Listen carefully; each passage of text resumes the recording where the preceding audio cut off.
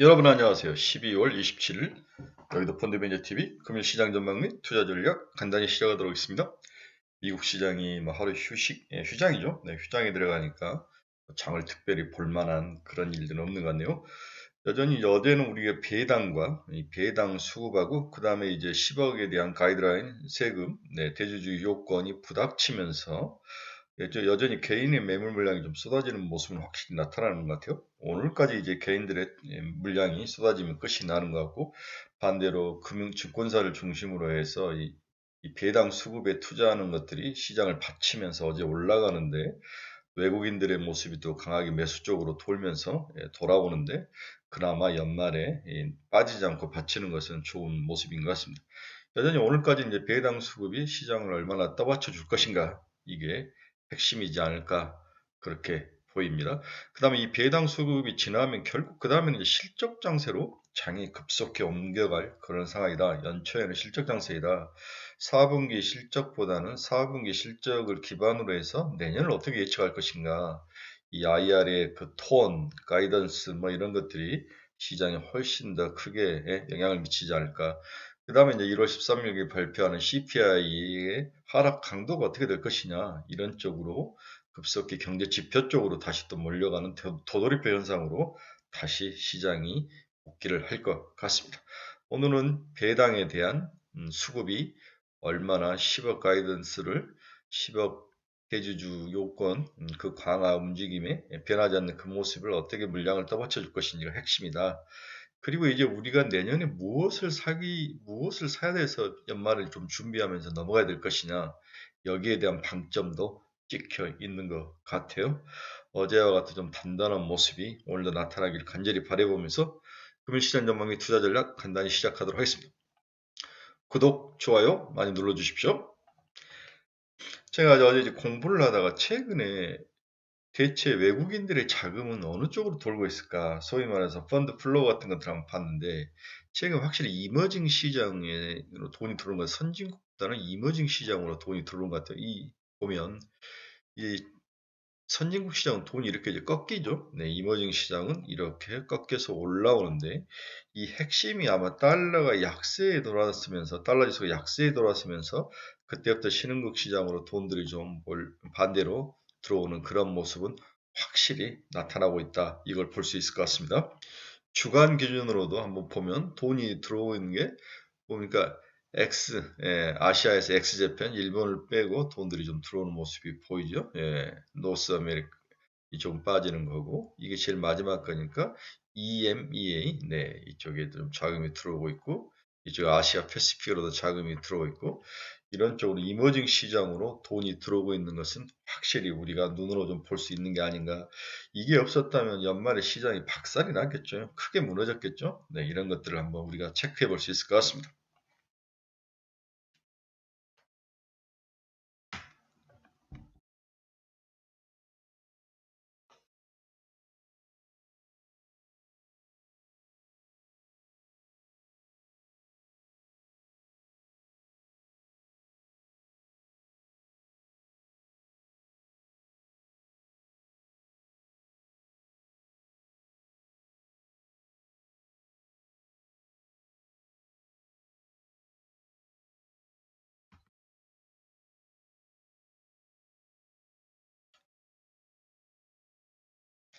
여기서 여러분들이 EMEA라는 거 오랜만에 보는데, 이건 여러분 잘 아시죠? 유럽, 더 미들 이스트 앤더 아프리카의 줄임말이죠. 상식적으로 알아주시기 바랍니다. 글로벌 펀드 플로우 중에서 가장 섹터적으로 보면 커뮤니케이션 서비스 sektor가 가장 많이 돈이 빠져나가죠. 그렇죠? 되게 페이스북, 구글 이런 것들이죠. 다음 네이버, 카카오 이런 것들일 수도 있는데, 이런 쪽 커뮤니케이션 서비스 쪽에서 돈이 확실히 빠져나가는 모습이 보여주고 있습니다. 반대로 돈이 들어오는 것은 확실히 필수 소비죠. 컨슈머 스테이플스, 필수 소비자 쪽으로 돈들은 유입해 오는 모습, 경기가 확실히 안 좋다는 것을 우리가 알 수 있습니다. 어제 시장을 보니까 이제 중국이 핵심 키워드인데, 배당하고 그다음에 대주주 10억 요건에 대한 물량이, 그다음에 이제 중국인데, 중국이 경제가 과연 무너질 것이냐. 현재 상황으로서는 오히려 풀어놨더니 경기가 위축되는 모습이 나타나죠. 그러나 이 과정을 겪어야 내년 3월 여름 이후에 중국 경제가 다시 살아나고 사람들이 활동적으로 움직이는 그 6개월의 과정을 지금 겪고 있는 거죠. 어느 국가든지 코비드 코로나를 풀어놨을 때 니오픈을 갔을 때 겪는 그러한 6개월 데스밸리를 걸어가는 거죠. 1월 20일이 이제 춘절인데 춘절 이후 봄이 오면 이 또한 다 극복될 것으로 저는 예상을 하고 있습니다. 지금 중국 경기가 급속히 위축되는 오히려 위축되는 그런 모습이 나타나는데 이제 이렇게 위축되면 중국 정부가 최근에 보니까 돈을 막 쓰려다가 오나가나 이 아사라장에서는 돈을 쓰면 효과가 나타나지 않을 것이다 하고 이제 금리를 인하하지 않고 옆으로 그냥 횡보시키면서 그냥 보합권을 놔버린 거죠. 올리지는 않았지만 아마 춘절이 지나고 뭔가 안정이 되고 그 다음에 국민들이 이제 중국 인민들이 어느 정도 코로나에 다들 좀 노출이 됐을 때부터 뭔가 경기를 살리는 전략을 쓰지 않을까. 그래서 1월 20일 춘절 이후에 중국의 본격적인 경기 활성화 정책이 나오지 않을까 그런 생각을 해봅니다. 지금 뭐 아수라장이죠. 오늘도 뭐 배당 수급 파워가 굉장히 중요할 것 같습니다. 배당이 얼마나 들어오냐, 특히 금융투자가 지속적으로 사고 있는데 이러한 것들이 향후에 좀 오늘 시장을 받쳐줄 수 있는 그런 모습이다. 오늘 뭐 그렇게 나쁠 것 같지는 않습니다. 자, 그러면 시장은 이제 내년에 월스트리트의 그 인식하고 기대감하고 그다음 페드가 시장을 그 긴축을 하는 그 고집 이 두 개가 강력하게 내년에도 시장의 가장 키 핵심 포인트로 지속적으로 어떨 때는 시장의 피봇이 이길 수가 있고 그다음에 페드가의 고집이 이길 때 이게 왔다리 갔다리 하면서 시장의 변동성을 박스권 안에 가두고 갈 확률이 높아 보이는데 그러면 언제 패드가 과연 긴축을 멈출 것이냐, 뭐 이런 것들이 굉장히 중요한데, 분기 중 금리 인상 사이클 종료를 기대하는 이유, 내년 1분기 중 금리 인상 사이클 종료가 될 거다. 금리 인상을 하는 긴축 사이클이 종료가 될 거다. 그 이유를 한번 찾아보면, 첫째, 각종 경기 선행 지표가 하락 속도가 빨라졌다는 거죠. 동행 지표가 양호한 것은 분명하지만 선행 지표의 급락은 미국 경기가 빠르게 식고 있음을 시작하고 있다. 그렇죠? 동행 지표는 뭐 여기서 말하면 이제 뭐 서비스 물가 이런 것들이 들어가고 선행 물가는 우리 주식 시장, 금리 뭐 이런 것들이 들어가는데 선행 지표는 이미 시장에서 먼저 꺾여 들어오는데 동행 지표들이 강하게 버티는 거죠. 근데 선행 지표가 생각보다 더 빠르게 하락 속도가 이제 가속화된다는 것은 미국 페드도 내년 1분기 정도에서 금리 인상을 마무리를 짓고 6개월간의 관찰 기간에 들어갈 것이다. 이렇게 예상을 하는 거죠. 그렇다면 우리가 지금 이 문장을 쓰는 이유는 금리가 더 이상 긴축만 들어가지 않더라도 빨리 50bp 정도, 25bp 두 번 올리고 긴축에 더 추가로 들어가지만 않더라도 주식시장은 기술적 반등 정도를 해서 올라올 그 가능성은 충분하다. 이 기대감이 있는 거죠. 미 연준의 급속한 경기 냉각을 바라만 보고 있지 않을 것이다. 두 번째는 물가 압력 둔화가 지속적으로 나타나는 거죠. 23년 초반 물가 수준이 빠르게 둔화될 것으로 시장은 기대를 하고 있습니다. 지금 7.1까지 왔는데 13일 날 1월 13일 날 지금 6.8 정도 기대를 하던데 6%대로 빠르게 이제 0.3%씩 쭉 내려온다면 생각보다도 5%까지 빨리 올 것이다.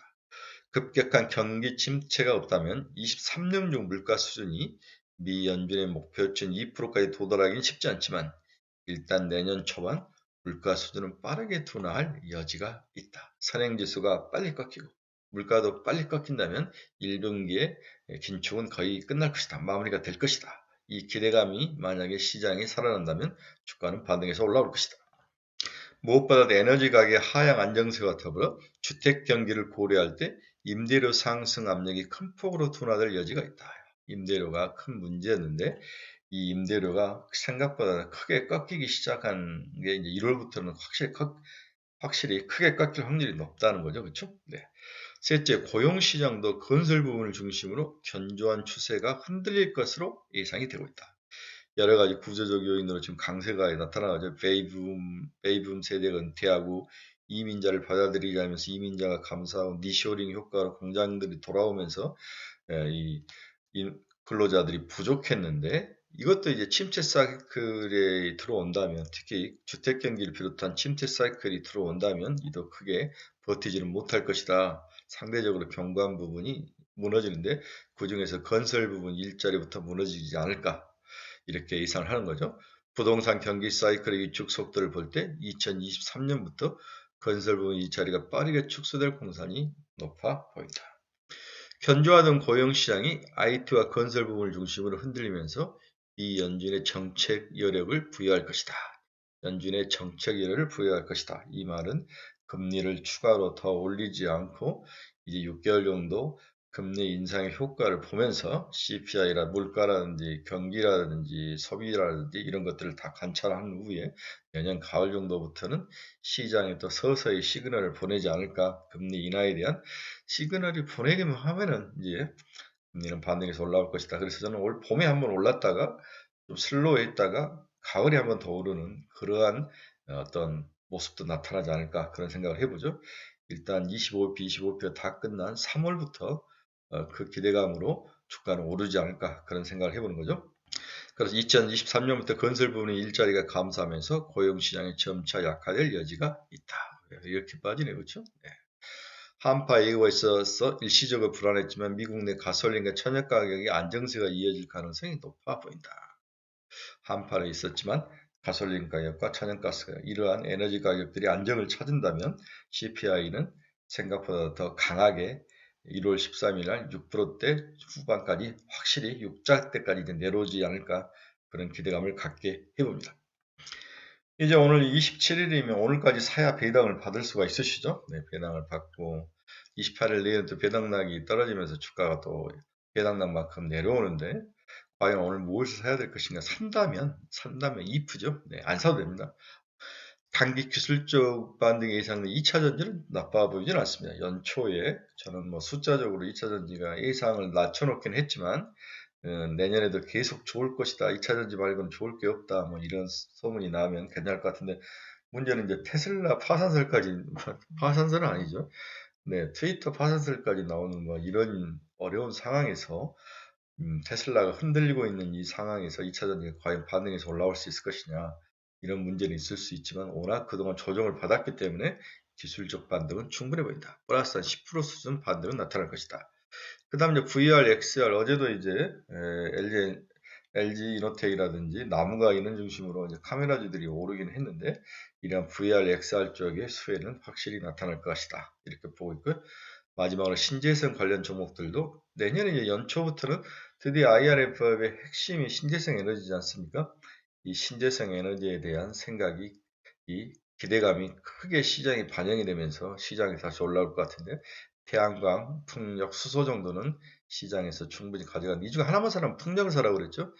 태양광은 너무 많이 우려먹었고 풍력, CS 인데 같은 것들을 7만원 깨지면 사도 괜찮다 이런 이야기를 했는데 그렇게 시장을 보고 있습니다.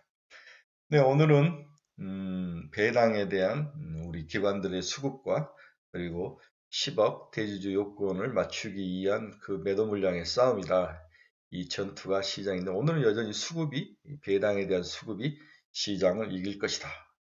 그 다음에 이제 중국에 대한 시각이 굉장히 중요한데요. 중국이 저 아사르장으로 돌아가는 것은 당연한 거다. 이렇게 봐야 되죠. 저것 때문에 겁먹을 필요는 없다. 저 6개월 과정을 걸쳐야 내년 봄에 사람들이 면역력이 생기고 정부가 경기를 활성화시키기 위해서 기적적으로 중국 정부가 펌프질을 할 것이다. 이 펌프질이 우리나라 주식시장의 바닥을 지켜줄 것이다. 이런 면에서 연초는 좀 줍줍 좀 분할 매수로 좀 접근하는 것도 나빠 보이질 않다는 게 제 생각이죠. 기술적 반등 정도는 충분하다. 이렇게 이해를 하시고 오늘 플레이를 하시기 바랍니다. 네, 여러분 즐거운 화요일 아침입니다. 어제처럼 오늘도 좀 강하게 반등을 좀 해주는 그런 하루가 됐으면 좋겠습니다. 여러분 감사합니다. 내일 뵙겠습니다.